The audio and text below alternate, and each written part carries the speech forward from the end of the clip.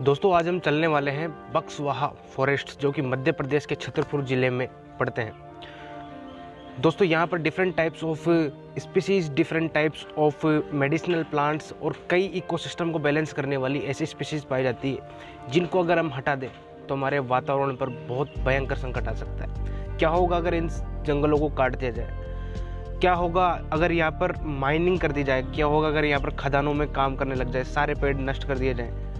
तो गाइज आज की इस वीडियो में आप लोगों को बताने वाला हूँ क्या होगा अगर और सरकार ने आदेश जारी कर दिया है कि बक्सवाहा के जंगलों को काट करके वहाँ पर डायमंड्स की माइनिंग की जाएगी। आजकल के लोगों को ज़मीन के ऊपर क्या है ये जानने में ज़्यादा दिलचस्पी नहीं है, बल्कि ये जानने में ज़्यादा दिलचस्पी है कि ज़मीन के नीचे क्या है। तो गाइज आज का वीडियो होने वाला है काफ़ी ज़्यादा इन्फॉर्मेटिव। वीडियो को लास्ट तक जरूर देखिएगा। इस वीडियो में आज हम बात करने वाले हैं बक्सवाहा के फॉरेस्ट के बारे में।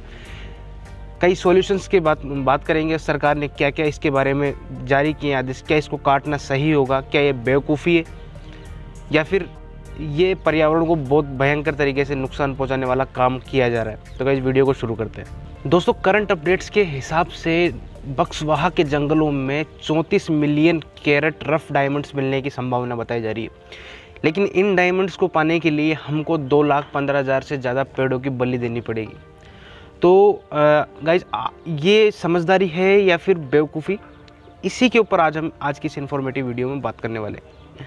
दोस्तों गवर्नमेंट ने ये कहा है, एमपी की गवर्नमेंट ने ये कहा है कि हम लोग इन पेड़ों को काट करके 4 से 10 लाख के आसपास पेड़ लगाएंगे। अब मेरे को एक चीज़ बताइए, ऐसे पेड़ जो कि कई सालों से हमको ऑक्सीजन दे रहे थे, कई सालों से उन्होंने मिलकर के एक घना जंगल बनाया था, अब उन पेड़ों को काट करके आप छोटे छोटे नन्हे पेड़ लगाओगे तो उनको डेवलप होने में कितना टाइम लगेगा? ये एक सरासर बेवकूफ़ी मैं मानता हूँ इस चीज़ को।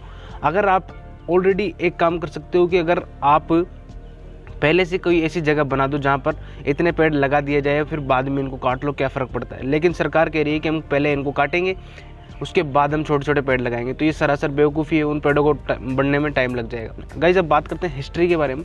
सन 2006 में रियो टिंटो नाम की एक कंपनी आई थी जिसने सबसे पहले यहाँ का कॉन्ट्रैक्ट लिया था बक्सवाहा के जंगलों का।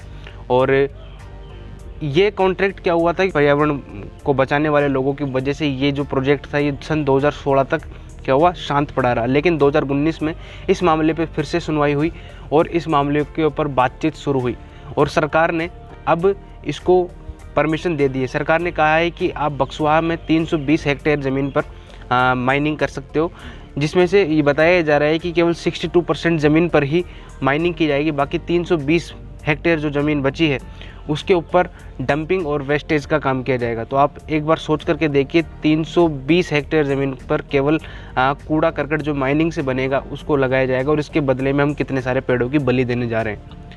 कुछ ऐसा सीन क्रिएट किया जा रहा है जिससे हमारे वातावरण को काफ़ी भयंकर तरीके से नुकसान पहुंच सकता है, इकोसिस्टम का इम्बैलेंस क्रिएट हो सकता है, कई स्पीसीज़ लुप्त हो सकती है, कई मेडिसिनल प्लांट लुप्त हो सकते हैं। तो ये सरासर गलत किया जा रहा है मेरे हिसाब से। तो अब बात करते हैं हाउ डायमंड माफिया वर्क्स, मतलब जो डायमंड का माफिया होता है, डायमंड्स को इतना किसने बढ़ाया, इतना इसका क्रेज़ कौन लेकर के आया?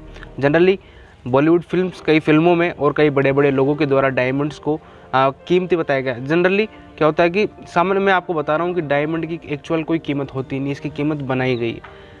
ये मानव के द्वारा बनाई गई, इंसान के द्वारा बनाई गई है। डायमंड को इतना प्रीशियस बना करके डायमंड को इतना दिखाया जाता है लोगों के सामने कि लोगों में क्रेज़ बढ़ता है डायमंड्स के लिए। आजकल आपने देखा होगा कि ट्रेडिशन बन चुका है कि शादी में लड़के को अपनी होने वाली वाइफ को रिंग देनी पड़ेगी डायमंड की, तभी जा करके उसको लड़के को काबिल माना जाता है कि आगे जा करके उसकी केयर कर सकेगा। और कई चीज़ों में जिसके पास डायमंड है जो वो अलग ही लेवल पर मतलब शुमार रहता है। तो डायमंड को इतनी ज़्यादा वैल्यू किसने दी? डायमंड को इतनी ज़्यादा वैल्यू हम इन लोगों ने दी, जिसकी वजह से जो लोग हैं, हमारे देश के लोग हैं, उनमें इसका क्रेज़ बढ़ा। मेरे हिसाब से 99% लोगों को, देश के 99% लोगों को डायमंड से कोई मतलब नहीं है, क्योंकि मैक्सिमम लोग खरीद ही नहीं सकते। बाकी बचे 1% लोग जो इसको खरीदते हैं। और डायमंड माफिया क्या करता है? डायमंड माफिया ही इन क्रेज़ को बढ़ाता है और वो चाहता है कि ये लोग ज़्यादा से ज़्यादा इस चीज़ों को पहने और हम लोगों हमारी माइनिंग करते रहे, पेड़ों को काटते रहे, हमारा काम चलता रहे और प्रॉफिट होता रहे।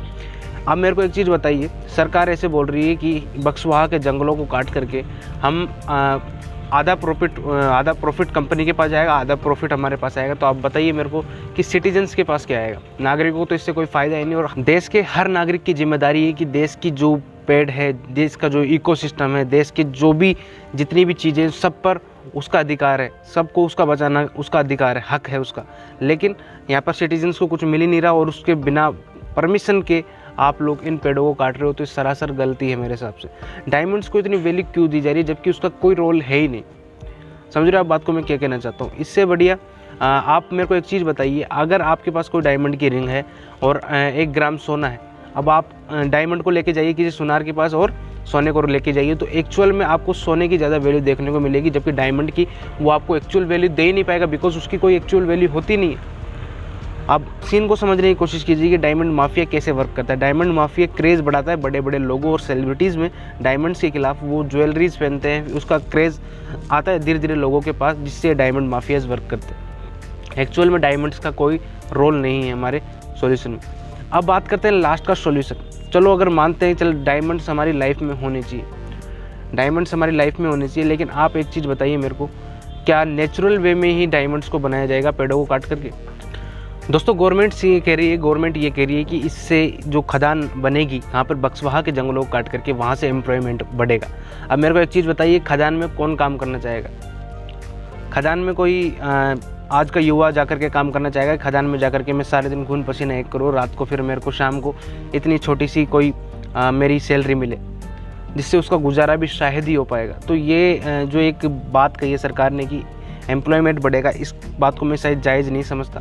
उसके बाद हम बात करते हैं कि सबसे पहले मैं एक बात बताना देना चाहता हूँ आप लोगों की, यार हम लोगों को ही समझना पड़ेगा। हम लोग ही क्या करते हैं, मौका दे रहे हैं इन कंपनीज़ को कि ये हमारे इकोसिस्टम को बर्बाद करें, हमारे पर्यावरण को बर्बाद करें, ताकि हम डायमंड्स पा सकें। मतलब उन चीज़ों को पाने के चक्कर में जिन चीज़ों को कोई एक्चुअल वैल्यू है ही नहीं, जो चीज़ हमारे लिए मतलब कोई मायने नहीं रखती ज़्यादा, उन चीज़ों को पाने के चक्कर में हमारी प्रीशियस चीज़ें जो कि हमारी धरती पर मौजूद है, पेड़ जो कि हमें ऑक्सीजन देते हैं और कई चीज़ें हमें प्रोवाइड करते हैं, वो भी फ्री में, उन चीज़ों को हम काट रहे हैं। समझ रहे हो बात को? तो ये एक सरासर गलती हो रही है। अब बात करते हैं इसके सॉल्यूशंस। गाइस कई लोगों का मानना है कि डायमंड होना ज़रूरी है।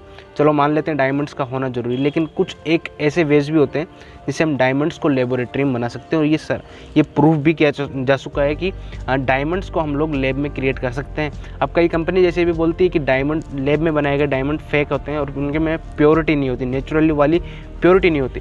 आप लोगों को क्लियर कर देना चाहता हूँ, डायमंड जो कि लैब में बनाए जाते हैं वो एकदम नेचुरली प्योर होते हैं। अब मैं एक चीज़ क्रिएट करना चाहता हूँ, आपको एक चीज़ बताना चाहता हूँ कि डायमंड क्या होता है, कार्बन का ही एक अपर रूप होता है, जो कि क्या होता है, कार्बन जो पेड़ में स्टोर होता है वो थोड़े दिन बाद क्या होता है कि ज़मीन में चला जाता है, जिससे हमको कोयला और वहाँ पर हमको डायमंड्स देखने को मिलते हैं। लैब में डायमंड बनाया कैसे गया है? लैब में डायमंड बनाने के लिए हम कार्बन का उपयोग करते हैं। अब एक चीज़ मैं आपको बताना देना चाहता हूँ, वायु में, हवा में, हमारे एनवायरनमेंट में मौजूद CO2 को अगर हम कैप्चर कर ले तो उससे में मौजूद जो कार्बन है, कार्बन से हम क्या बना सकते हैं, डायमंड्स बना सकते हैं। और ये प्रूव भी किया जा चुका है। आप इस वीडियो को देख करके ज़रूर बताइए।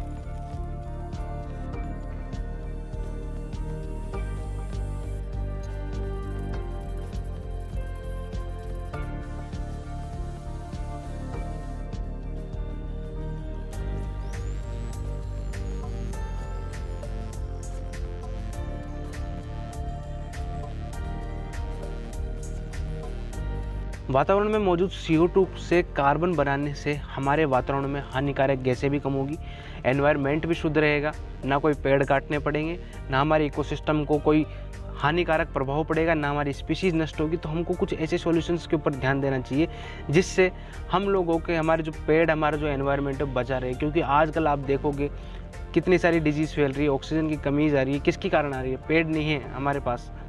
पेड़ों को लगाना काफ़ी ज़्यादा ज़रूरी है और पेड़ों को नहीं काटना चाहिए। मैं तो इतना ही कहना चाहता हूँ। और गाइज़, ये था आज का इन्फॉर्मेटिव वीडियो। अच्छा लगा तो प्लीज़ इसको ज़्यादा से ज़्यादा शेयर ज़रूर कीजिएगा। मिलते हैं नेक्स्ट वीडियो में, तब तक के लिए टेक केयर।